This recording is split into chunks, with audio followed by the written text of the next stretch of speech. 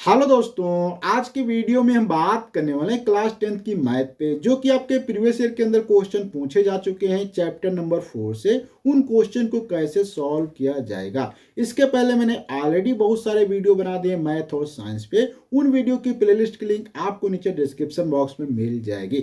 और यदि अभी तक आपने हमारे चैनल को सब्सक्राइब नहीं किया तो प्लीज सब्सक्राइब कर ले, जिससे आपको हमारे हर एक नए वीडियो की नोटिफिकेशन सबसे पहले मिल सके। तो बिना देर किए करते हैं आज का वीडियो स्टार्ट। तो यहाँ पे आप देख सकते हैं, सबसे पहले आपको एक क्वेश्चन दिखाई दे रहा होगा, जिस क्वेश्चन में कहा गया है कि पुनीता जो है, पुनीता की जो 2 वर्ष पूर्व आयु जो थी वो अब से 4 वर्ष आयु के बाद का गुणनफल उसकी वर्तमान आयु से 1 वर्ष अधिक है। अर्थात यहाँ पे क्वेश्चन थोड़ा सा अलजेब्रा के ऊपर एप्लीकेशन बेस्ड है, जिसमें कहा गया कि एक पुनीता कोई लड़की है, उसकी 2 वर्ष पूर्व की आयु और अब से 4 वर्ष बाद की आयु का गुणनफल जो है उसकी वर्तमान आयु के दोगुने से 1 वर्ष अधिक है। बहुत ही अच्छा क्वेश्चन कहा गया है। अब इस क्वेश्चन को कैसे सॉल्व करेंगे इस पे हम बात करते हैं। देखो, जब भी कभी आपको अलजेब्रा पे बेस्ड एप्लीकेशन क्वेश्चन पूछे जाएं तो सबसे पहले आपको क्वेश्चन ढंग से पढ़ना होगा कि क्वेश्चन में क्या क्या चीजें कही गई हैं। उसके बाद जो कहता है उसी को मैथ के रूप में लिखना होता है, अर्थात गणित भाषा में लिखना होता है। जैसे कि यहाँ पे सबसे पहले मान लेते हैं कि इसकी वर्तमान आयु क्या होगी, तो यहाँ पे आपको सिंपल से लिखना है वर्तमान आयु, क्योंकि वर्तमान आयु अगर आपको नहीं मालूम है तो आप यहाँ पे कार्य नहीं कर पाएंगे। तो यहाँ पे सिंपल से आपको मैं लिख देता हूं कि माना वर्तमान आयु क्या हो जाएगी। तो यहाँ पे आपको लिखना है माना वर्तमान आयु। वर्तमान आयु क्या हो जाएगी, यहाँ पे x है। अब प्रश्न के अकॉर्डिंग समझो तो यहाँ पे कह रहा है कि पुनीता की 2 वर्ष पूर्व आयु, अर्थात 2 वर्ष पूर्व आयु क्या थी, तो 2 वर्ष पूर्व के लिए आपको क्या करना पड़ेगा, x में से 2 घटाना पड़ेगा, घटा दिया। फिर कह रहा था कि अब से 4 वर्ष बाद, 4 वर्ष बाद का मतलब है कि अब इसमें क्या है, 4 आपको जोड़ना पड़ेगा। और ये कह रहा है किसी के बराबर है, अर्थात आयु का गुणनफल जो है, कह रहा है कि वर्तमान आयु के दोगुने से, अर्थात वर्तमान में जो आयु है उसका दोगुना कर दो, उससे 1 अधिक है। ये यहाँ पे कंडीशन कंप्लीट हो जाती है। फिर से मैं आपको एक बार बता देना चाहता हूँ कि यहाँ पे मैंने क्या किया है। देखो, यहाँ पे ये चीज है जो बता रहा है कि वर्तमान से 2 वर्ष पूर्व, और ये चीज बता रहा है कि वर्तमान से 2 वर्ष 4 वर्ष बाद। फिर ये चीज कह रहा है कि उस वर्तमान से 2 गुना, उसके बाद कह रहा है कि कितना, 1 अधिक। उसके बाद यहाँ पे गुणनफल कह रहा है कि अर्थात इनके गुणनफल है। तो इस प्रकार से जितनी चीजें उसने क्वेश्चन में कहा उसको मैंने गणित रूप में लिख दिया है। अब इसी को सॉल्व करते हैं। तो सॉल्व करने के लिए सबसे पहले यहाँ पे आपको ब्रैकेट ओपन करना होगा। तो ब्रैकेट ओपन करेंगे क्या होगा, x² हो जाएगा, और यहाँ पे फिर क्या आपका 4x आ जाएगा, फिर यहाँ पे क्या आपका माइनस का 2x आ जाएगा, माइनस क्या 8 हो जाएगा, इक्वल टू क्या है 2x प्लस का 1 हो जाएगा। अब यहाँ से थोड़ा सा हम क्या करते हैं, x² को ऐसे लिखा रह देते हैं। यहाँ पे जो 4 में से 2x घट जाएगा तो यहाँ पे प्लस का 2x बच जाएगा, माइनस का 8 बच जाएगा। अगर इस 2x को भी इधर ले आते हैं तो 2x हो जाएगा, माइनस का 1 हो जाएगा, इक्वल टू 0। अब यहाँ पे आप देख सकते हैं कि यहाँ पे ये 2x से ये 2x कट जाएगा, तो यहाँ पे क्या हो जाएगा, x² हो जाएगा, और यहाँ पे माइनस का आपका 8 है और ये माइनस का 9 हो जाएगा, इक्वल टू 0 हो जाएगा। तो यहाँ से आप देख सकते हैं एक फार्मूला होता है जो कि बहुत ही अच्छा फार्मूला है हमारा, a² माइनस का b² बराबर क्या हो जाएगा आपका a माइनस का b, और a प्लस का क्या होता है, b होता है। क्योंकि यहाँ पे जो ये क्वेश्चन में दिया गया, आप चाहे तो इसको ऐसे भी लिख सकते हैं, x² माइनस 3 का स्क्वायर बराबर 0। तो इसके अकॉर्डिंग क्या हो जाएगा, यहाँ पे आपका आ जाएगा x माइनस का 3 और x प्लस का 3 हो जाएगा बराबर 0। तो यहाँ पे दो चीजों का गुणनफल 0 के बराबर है, इसलिए यहाँ पे अलग अलग 0 के बराबर होंगे, अर्थात तो x माइनस 3 बराबर 0। तो यहाँ से x बराबर आपका 3 आ जाएगा, जो कि यहाँ पे आपका ये करेक्ट बैठता है। वहीं पे अगर आप x प्लस 3 बराबर 0 लेते हैं तो x बराबर यहाँ पे माइनस का 3 आ जाएगा, जो कि हमारा रॉन्ग है। इसलिए यहाँ पे x बराबर 3 हमारा फाइनल रिजल्ट आ जाता है। वहीं पे हम क्वेश्चन पे बात करते हैं कि किसी आयताकार मैदान का विकर्ण उसकी छोटी भुजा से 60 मीटर अधिक लंबा है। अर्थात क्वेश्चन में कहा गया कि कोई एक आयताकार मैदान है, मैदान जो भी आयताकार होता है, कोई भी आयत है तो उसका कोई ना कोई विकर्ण होता है। तो आयताकार मैदान का विकर्ण उसकी छोटी भुजा से 60 मीटर अधिक लंबा है, ठीक है। यदि उसकी लंबाई बड़ी भुजा की छोटी भुजा से 30 मीटर अधिक हो तो मैदान की परिमाप ज्ञात करना है। वहीं पे फिर से इसी में क्वेश्चन पूछ लिया, एक आयताकार खेत का विकर्ण छोटी भुजा से 60 मीटर, अर्थात ये दूसरे प्रकार से क्वेश्चन पूछा गया है। तो यहाँ पे एक ही क्वेश्चन इसको दो प्रकार से पूछा गया है, तो यहाँ पे कैसे इस क्वेश्चन को सॉल्व करेंगे इस पे हम बात करते हैं। देखो सबसे पहले आयताकार की बात की गई तो आपको आयताकार एक यहाँ पे बना लेना है।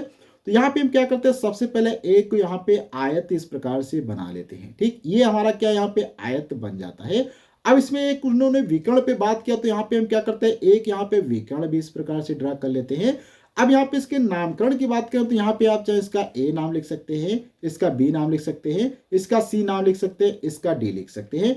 अब क्वेश्चन के अकॉर्डिंग यहाँ पे अगर आप कार्य करेंगे तो एक आयताकार मैदान, ये हमारा आयताकार मैदान हो गया, जिसमें कह रहा है कि मैदान का विकर्ण उसकी छोटी भुजा से 60 मीटर अधिक है। तो यहाँ पे सपोज करो ये वाली इसकी क्या होगी, छोटी भुजा होगी, तो ये छोटी भुजा से कितना 60 अधिक है, अर्थात ये विकर्ण है। तो यहाँ पे x प्लस क्या हो जाएगा, 60 हो जाएगा, तो 60 हो जाएगा। वहीं पे मीटर अधिक लंबा है यदि उसकी बड़ी भुजा जो है छोटी भुजा से 30 मीटर अधिक हो, और यहाँ पे जो बड़ी भुजा ये है ये कितनी है, छोटी भुजा से 30 मीटर अधिक है। इस प्रकार से ये यहाँ पे चीजें हो जाती हैं। तो यहाँ पे अब कह रहा है कि तो मैदान की परिमाप ज्ञात कीजिए। अब मैदान की परिमाप कैसे ज्ञात करेंगे ये हम बात करने वाले हैं। तो मैदान की परिमाप ज्ञात करने से पहले अगर हम यहाँ पे बात करें तो ये वाली चीज भी क्या हो जाएगी, आपकी x हो जाएगी, क्योंकि ये x है तो ये भी x हो जाएगा। और यहाँ पे हम पाइथागोरस प्रमेय की बात करें, पाइथागोरस जो कि बहुत ही ज्यादा इंपॉर्टेंट हमारे लिए होती है किसी भी समकोण त्रिभुज के लिए। तो यहाँ पे हम क्या करेंगे, पाइथागोरस प्रमेय का यूज करने वाले हैं। तो पाइथागोरस प्रमेय किसमें हम लगाने वाले हैं, त्रिभुज ए सी, यहाँ पे कौन सा लेंगे, ए सी डी में, त्रिभुज ACD। ये वाला त्रिभुज मैं यहाँ पे आपको डार्क करके दिखा देता हूँ। ये जो यहाँ पे त्रिभुज है ये वाला हम त्रिभुज यहाँ पे लेने वाले हैं ACD में। तो यहाँ पे आप देखेंगे यहाँ पे कर्ण, ये हमारा AC क्या हो जाएगा, कर्ण हो जाएगा। तो अर्थात यहाँ पे AC का क्या हो जाएगा, स्क्वायर हो जाएगा, बराबर क्या है लंब, अर्थात यहाँ पे आपका AD का स्क्वायर हो जाएगा, और प्लस का यहाँ पे क्या हो जाएगा, DC का स्क्वायर हो जाएगा। ये यहाँ से बन जाएगा। अब इसमें आपको सभी चीजें यहाँ पे लिखनी है ध्यान से। तो देखो यहाँ पे सबसे पहले आपका AC कितना दिया है, 100 प्लस का 60 दिया गया है। ओ सॉरी, यहाँ पे इरेज कर लेते हैं एक बार, x प्लस 60 यहाँ पे लिखना है। तो 100 प्लस का क्या हो जाएगा, 60 का होल स्क्वायर हो जाएगा। फिर यहाँ पे बराबर लगेगा AD कितना यहाँ पे आप देख सकते हैं दिया गया है, AD आपको x दिया गया है तो x का स्क्वायर हो जाएगा, प्लस DC कितना दिया गया है, 100 प्लस यहाँ पे 30 दिया गया है का होल स्क्वायर हो जाएगा। तो इस प्रकार से यहाँ पे चीजें बनती हैं। अब हम एक वेल नोन फार्मूला जानते हैं कि a और प्लस बी का अगर होल स्क्वायर करेंगे तो क्या होगा, a स्क्वायर का प्लस का b स्क्वायर प्लस का 2ab यहाँ पे बन जाएगा। इसके अकॉर्डिंग यहाँ पे और यहाँ पे इसको अप्लाई करेंगे तो हमें क्या प्राप्त होगा, देखो x स्क्वायर हो जाएगा, 60 का स्क्वायर अगर करेंगे तो 36 यहाँ पे इस प्रकार से हो जाएगा। फिर यहाँ पे 2ab के अकॉर्डिंग क्या हो जाएगा, 120x आ जाएगा, बराबर फिर क्या होगा x स्क्वायर, फिर यहाँ पे क्या होगा x स्क्वायर प्लस का 900 हो जाएगा, और प्लस का क्या हो जाएगा 180x आ जाएगा। आई एम सॉरी, यहाँ पे 80 नहीं 60 हो जाएगा, मैं एक बार इलाज कर देता हूँ, 60x हो जाएगा। इस प्रकार से यहाँ पे ये चीजें बन जाती है। अब इन सभी चीजों को अगर इधर लाएंगे तो क्या होगा, देखो x स्क्वायर और ये भी x है, ये भी x स्क्वायर, तो इधर आएंगे x स्क्वायर माइनस का x स्क्वायर माइनस का, और यहाँ पे 120 है तो इसको 120 x प्लस का लिखेंगे, और ये माइनस का 60x माइनस का लिखेंगे।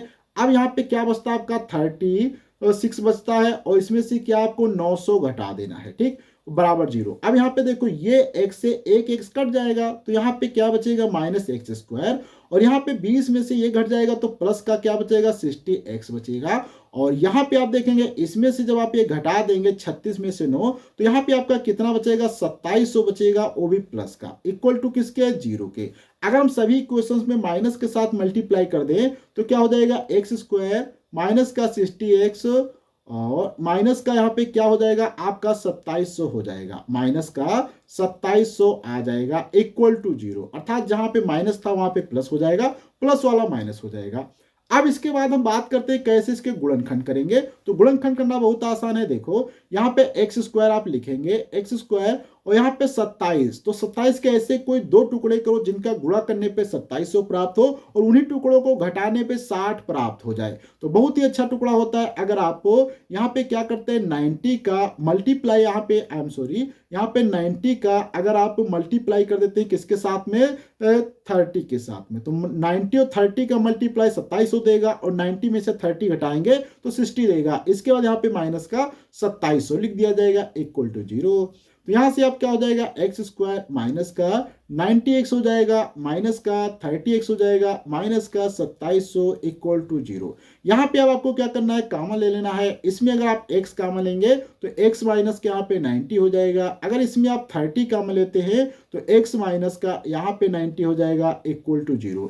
और इन दोनों में क्या करते हैं यहाँ पे x माइनस का 90 कॉमन ले लेंगे। x माइनस 90 कॉमन लेने पे आपका यहाँ पे बच जाएगा x माइनस का 30 इक्वल टू 0। अब यहाँ पे आप देख सकते हैं कि यहाँ पे दो बार आपका 0 दिखाई दे रहा है। आई एम सॉरी, दोनों चीजों का गुणनफल 0 के बराबर है।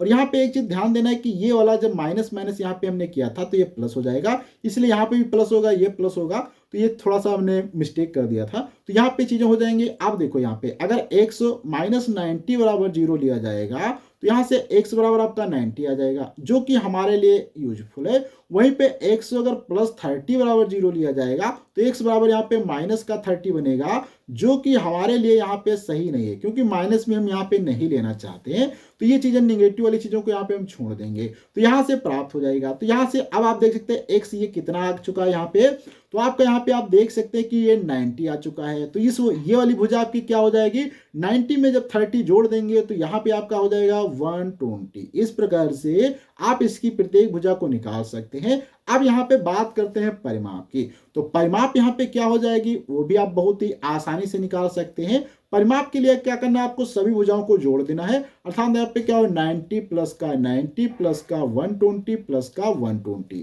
तो यहाँ पे क्या हो जाएगा 12 दूनी 24 240 हो जाएगा और 40 में 180 अगर हम जोड़ देंगे तो यहाँ पे आपका एक 420 आ जाएगा मीटर, जो कि आपका आंसर यहाँ पे आ जाता है। तो इस प्रकार से आप इस क्वेश्चन को सॉल्व कर सकते हैं। अब हम यहाँ पे अगले क्वेश्चन पे बात करते हैं, जो कि क्वेश्चन में कहा गया है कि एक आयताकार पार्क की लंबाई उसकी चौड़ाई से 8 मीटर अधिक है। यदि पार्क का क्षेत्रफल 240 मीटर स्क्वायर है तो पार्क की लंबाई एवं चौड़ाई ज्ञात करो। बहुत ही अच्छा क्वेश्चन है, देखते हैं कि कैसे सॉल्व करेंगे। सबसे पहले आपको क्या कर लेना है, एक आयताकार पार्क ही बना लेना है। तो यहाँ पे मैं आयताकार पार्क बना लेता हूं। ये हमारा क्या हो जाता है आयताकार यहाँ पे पार्क हो जाता है। अब इस आयताकार पार्क में कुछ लंबाई होगी तो कुछ चौड़ाई होगी। तो सपोज करो यहाँ पे इसकी चौड़ाई जो दी गई है ये वाली, ये चौड़ाई कितनी दी गई यहाँ पे x दिया गया है। इसको यहाँ पे हम क्या करते हैं ये x लिख देते हैं। अब इसमें कह रहा कि एक आयताकार पार्क की लंबाई उसके चौड़ाई से 8 मीटर अधिक है, अर्थात ये इसकी जो चौड़ाई है अर्थात लंबाई ये क्या है इसके चौड़ाई से 8 मीटर अधिक है। अब यहाँ पे इसका क्षेत्रफल भी दिया गया है, वो कितना क्षेत्रफल दिया गया है कि यहाँ पे 240 मीटर स्क्वायर दिया गया है, ठीक है।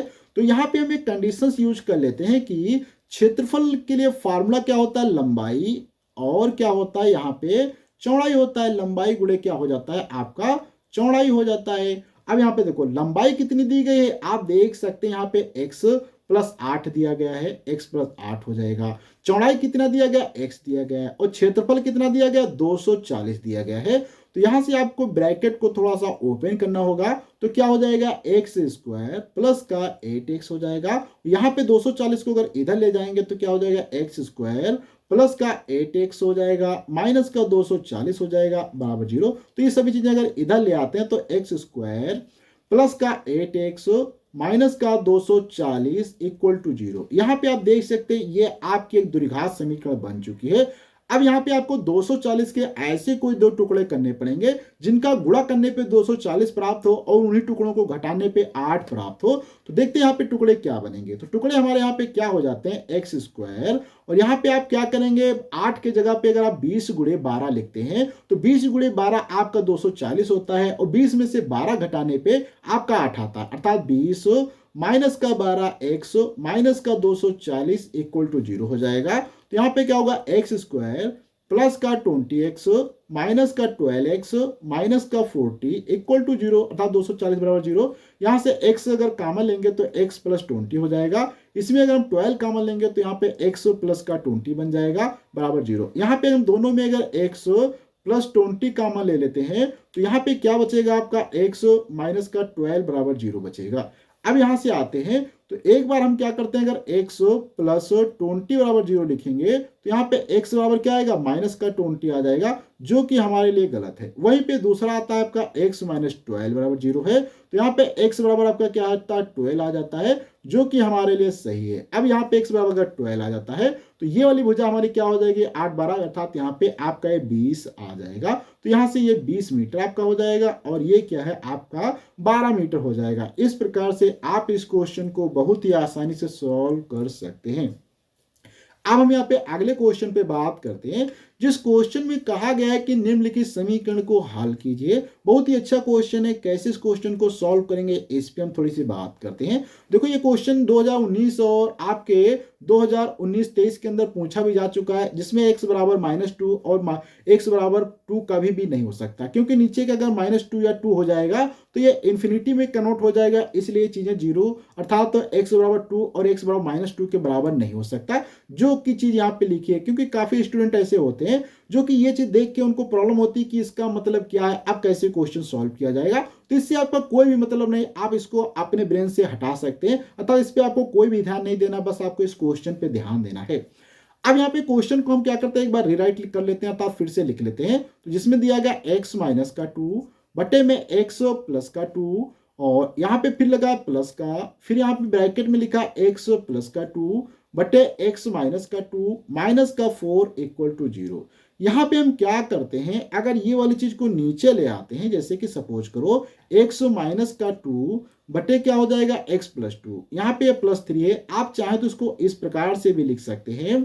क्या करेंगे, x माइनस का 2 बटे x प्लस का 2 कर सकते हैं इस प्रकार से, माइनस का 4 इक्वल टू 0। अब यहाँ पे अगर माना, यहाँ पे आप सपोज करो मान लेते हैं, हम लोग क्या मानते हैं कि x माइनस का 2 बटे x plus 2 is equal to y मानेंगे तो यहाँ पे आपका क्या प्राप्त हो जाएगा, देखो y प्लस का 3 बटे y एक माइनस का 4 इक्वल टू 0। यहां से इसको क्रॉस मल्टीप्लाई करके आप सॉल्व कर सकते हैं। तो यहाँ पे क्या आ जाएगा y स्क्वायर और यहाँ पे क्या आ जाएगा y स्क्वायर प्लस का 3 प्लस का माइनस का 3y यहाँ पे हो जाएगा, अर्थात यहाँ पे 4 है तो माइनस का 4y आ जाएगा और बटे में क्या हो जाएगा, यहाँ पे y रहेगा इक्वल टू 0 रहेगा। तो यहाँ पे आप देखेंगे कि अगर इसमें हम क्रॉस मल्टीप्लाई करेंगे तो यहाँ पे 1 है, तो यहाँ पे आपका क्या आ जाएगा y स्क्वायर माइनस का 3 माइनस का 4y इक्वल टू 0, अर्थात यहाँ से y स्क्वायर माइनस का 4y माइनस का 3 इक्वल टू 0। यहाँ पे आप देख सकते हैं ये आपकी एक समीकरण बन जाती है और ये प्लस का है और ये आपकी एक क्या है द्विघात समीकरण बन जाती है। अब इसको कैसे सॉल्व करेंगे देखते हैं। तो यहाँ पे आपके 3 के ऐसे कोई 2 टुकड़े करने जिनका गुणा करने पे 3 प्राप्त हो, उन्हीं टुकड़ों को जोड़ने पे 4 प्राप्त हो। तो यहाँ पे आप देख सकते हैं बहुत ही आसानी से क्या हो जाएगा, y स्क्वायर माइनस का 3 एक कम 3 और 3 एक 4 भी होता है प्लस का 3 इक्वल टू 0। तो यहाँ से क्या हो जाएगा y स्क्वायर माइनस का 3y माइनस का y प्लस का 3 इक्वल टू 0। तो यहाँ से y कॉमन ले लिया जाए तो y माइनस का 3 हो जाएगा, -1 कॉमन लेंगे तो y माइनस 3 हो जाएगा बराबर 0। तो यहाँ से क्या है y माइनस 3 और y माइनस 1 इक्वल टू 0 हो जाएगा। यहाँ से आप देखेंगे तो y बराबर आपका क्या है, एक बार यहाँ पे 3 निकल के आएगा और यहाँ पे एक आपका y बराबर 1 निकल के आ जाएगा। अब यहाँ पे जो आपने माना था इस पे आते हैं। तो यहाँ पे x माइनस का 2 बटे x प्लस 2 बराबर था y। यदि यहाँ पे हम क्या करते हैं y बराबर अगर 3 लेते हैं तो यहाँ पे देखो क्या प्राप्त होगा, x माइनस 2 बटे x प्लस का 2 बराबर 3, क्रॉस मल्टीप्लाई करेंगे तो यहाँ पे क्या इसके नीचे 1 है तो क्या हो जाएगा x माइनस का 2 बराबर 3x प्लस का 6 हो जाएगा। सभी चीजों को इधर ले आते हैं तो क्या हो जाएगा x माइनस का 3x माइनस का 2 माइनस का 6 इक्वल टू 0 हो जाएगा। यहाँ से घटा देंगे तो माइनस का 2x बचेगा और यहाँ से घटेगा तो माइनस का 8 हो जाएगा इक्वल टू 0 हो जाएगा। अर्थात माइनस का 2x बराबर क्या हो जाएगा 8 हो जाएगा। अर्थात यहाँ से x बराबर क्या आ जाएगा 2 से 2 कैंसिल कर देंगे, 2 से 4 तो यहाँ पे माइनस का 4 आ जाएगा x के बराबर। इसी प्रकार से दूसरे में अगर हम करते हैं जहां पे आपको क्या करना है y बराबर आपके से क्या करना है 1 लेना है। y बराबर 1 लेंगे तो क्या होगा x माइनस का 2 बटे x प्लस का 2 बराबर 1, क्रॉस मल्टीप्लाई करेंगे x माइनस 2 बराबर x प्लस का 2, यहाँ पे इधर ले आएंगे तो x माइनस 2 और माइनस का x माइनस का 2 इक्वल टू 0। तो यहाँ पे देखेंगे x कैंसिल आउट हो जाएगा तो यहाँ पे माइनस 2 बचेगा, इसलिए यहाँ से पॉसिबल चीज नहीं आती है। तो आपका यहाँ पे केवल ये x बराबर -4 निकल के आ जाता है। तो यहाँ तक तो हमने समझ लिया। अब हम यहाँ पे आज का लास्ट क्वेश्चन पे बात करते हैं, जिस क्वेश्चन में कहा गया है कि यदि कोई भी यहाँ पे द्विघात समीकरण दी गई एक्स स्क्वायर प्लस का के एक्स प्लस का 64 बराबर 0 और एक्स स्क्वायर माइनस का 8x प्लस के बराबर 0 के मूल वास्तविक मूल है तो के का मान धनात्मक ज्ञात कीजिए। अर्थात के का मान क्या होगा वो आपको ज्ञात करना है। तो यहाँ पे पहली समीकरण जो दी गई इसको हम लिखते हैं, जिसमें दिया गया एक्स स्क्वायर प्लस का के एक्स प्लस का 64 इक्वल टू 0। यहाँ पे ये एक समीकरण दिया गया है और दूसरा भी दिया गया। अगर इनके मूल वास्तविक होंगे तो मूल वास्तविक जब भी होते हैं अर्थात मूल वास्तविक और धनात्मक होते हैं तो उस समय क्या होता है डी यहाँ पे greater than or equal to 0 होता है। तो greater than or equal to 0 होता है, इसलिए यहाँ पे अगर हम ए निकालेंगे तो ए आपका 1 आ जाएगा, बी यहाँ पे आपका के आ जाएगा, सी यहाँ पे आपका 64 आ जाएगा। अर्थात से D1 की अगर हम बात करें तो D1 यहाँ पे आपका निकल के क्या आ जाएगा के स्क्वायर माइनस का 256, क्योंकि D बराबर फार्मूला यहाँ पे हम लिख देते हैं तो क्या होता है D is equal to B square minus 4AC ये आ जाता है। तो इस प्रकार से यहाँ पे आ जाता है। और इस वीडियो को आपको मैं होमवर्क के लिए देता हूं, जहां पे आपको क्वेश्चन सॉल्व करना है और इस क्वेश्चन का करेक्ट आंसर आपको कमेंट बॉक्स में लिखना है। अगर किसी को प्रॉब्लम आती है तो प्लीज आप हमें कमेंट करें, इस पर हम डिटेल से वीडियो फिर से बना देंगे। तो अगले वीडियो मिलेंगे, जब तक के लिए धन्यवाद।